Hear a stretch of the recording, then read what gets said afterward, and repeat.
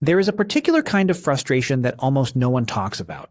You commit to walking, you hit your daily steps, 8,000, 10,000, sometimes more. You do it through bad weather and busy weeks. Months pass and the discipline holds. By every reasonable measure, you are doing the thing you were told to do. And yet when you turn sideways in the mirror, your stomach looks almost identical to the day you started.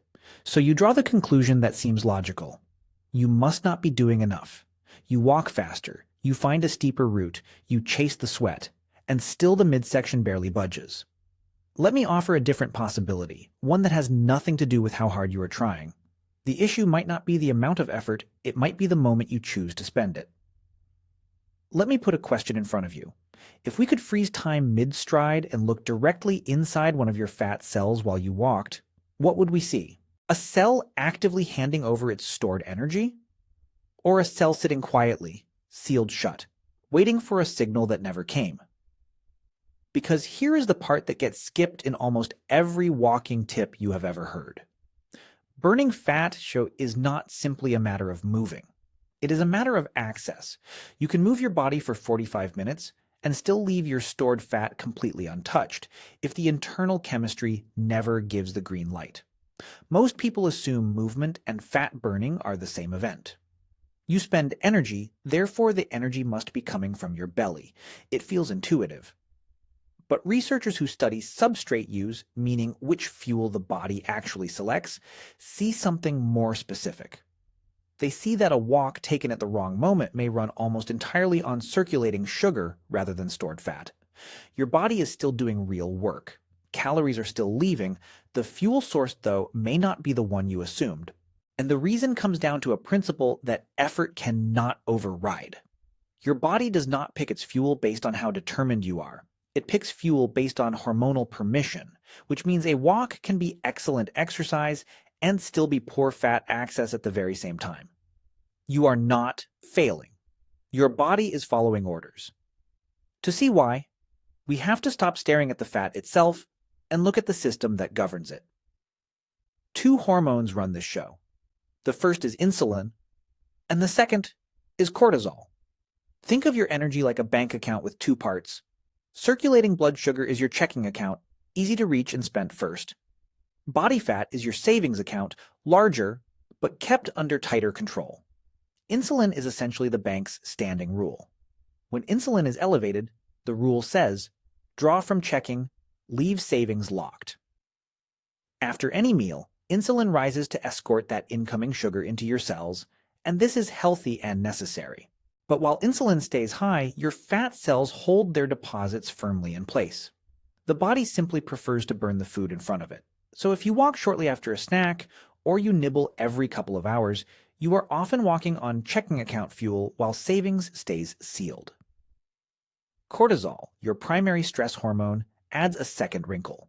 When stress runs high, cortisol tells the body to keep quick energy on hand and primes the abdominal region in particular to hold its reserves. The Swedish researcher Per Björntorp spent much of his career documenting how chronically elevated cortisol nudges fat storage toward the belly specifically. So between insulin saying savings is locked and cortisol saying stay ready, do not release, the abdomen becomes the most stubborn account of all. A few numbers not to alarm you, just for awareness. After eating, insulin can stay elevated for 2 to 3 hours, longer if meals are frequent or large. Studies of low-intensity exercise, including work by researchers like Yul Achten and Asker Jokendrup on fat oxidation, consistently show that the body burns proportionally more fat when insulin is low than when the identical activity is performed soon after a meal. The takeaway is simple. The walk does not decide your fuel, your hormones do. When food energy is abundant, releasing stored fuel is unnecessary, so the body declines. When insulin falls, the savings account finally opens. The real question, then, was never whether you walked. It was what hormonal state your body was in while you did. Now let us slow the moment down and watch a walk unfold from the inside. In the first couple of minutes, call it the ignition phase. You stand, your posture shifts, and your nervous system stirs. Heart rate ticks up, a touch of adrenaline enters the blood, and your fat cells actually receive an early message to prepare for release. But a competing message may already be in the room. If you ate recently or have been grazing, insulin is still circulating, and insulin quietly cancels the release order. The body reads the situation plainly. Food energy is available, so storage stays protected. From roughly 3 to 10 minutes, the selection phase begins. Your stride evens out, your breathing finds a rhythm, and somewhere in here, the body locks in its primary fuel. This choice is biochemical, not conscious, and not tied to how hard you push. With high insulin, your muscles pull glucose from the bloodstream and burn that. With low insulin, fatty acids start flowing out of storage and into the muscle. Same pace, same path, same distance, an entirely different process underneath.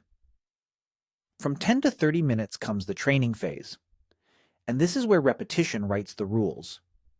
Your metabolism adapts to whatever you practice most. Walk repeatedly while insulin is high and your body grows expert at using sugar for movement. It learns that activity and food arrive together. Walk during low insulin windows and your body rehearses the opposite, building up the transport machinery that carries fatty acids and tuning your mitochondria to process stored fuel efficiently. Here is the uncomfortable insight. You may be unintentionally training your body not to reach for fat while walking, not because walking fails, but because the timing keeps teaching a different lesson. Your metabolism is not stubborn. It is obedient. It becomes good at whatever you ask of it most often. This brings us to a deeper idea. Metabolic flexibility. That phrase, studied in depth by researchers like David Kelly, describes your body's ability to switch cleanly between burning sugar and burning fat, depending on what is available. A flexible system uses glucose well when food is present and slides easily into fat burning when it is not. An inflexible system clings to sugar and struggles to open the savings account at all. If you snack often and then walk, your body rarely tastes a true low insulin window. Insulin hums along elevated for much of the day, and every walk quietly reinforces sugar dependence. Over time, the body becomes wonderfully efficient at burning glucose during movement, and increasingly out of practice at accessing fat. This is precisely why someone can walk faithfully for a year and watch their belly barely move. The fuel access pattern never changed. So here is the moment most people miss entirely. The single worst time to walk for belly fat loss is during all-day grazing, when insulin never genuinely drops. If you eat a small something every couple of hours and walk shortly after each time, your fat release windows shrink to almost nothing. The body lives in storage mode from morning to night. This does not make post-meal walking bad. A short stroll after eating is excellent for blood sugar control, something Satchidananda Panda's work on meal timing supports well. But if every walk happens in a fed state and no low insulin period ever appears, fat access stays limited. The body needs contrast. It needs stretches where insulin is low and movement happens at the same time, because that pairing is what teaches fat mobilization. Without it, you can do everything right behaviorally, moving daily, staying active, and still never build the conditions that let belly fat decline. The walk is not the problem. Its timing relative to your eating is the lesson your body absorbs. Stretch this pattern across weeks and months, and a recognizable picture forms. The faithful post-meal only walker stays active, yet sees weight stall and abdominal fat crawl. They feel hungry sooner than expected, and lean on snacks for energy. Clinicians watching this often note improving heart rate and cardiovascular fitness sitting right next to a stubborn waistline. The body, having always walked while fed, comes to expect sugar for movement.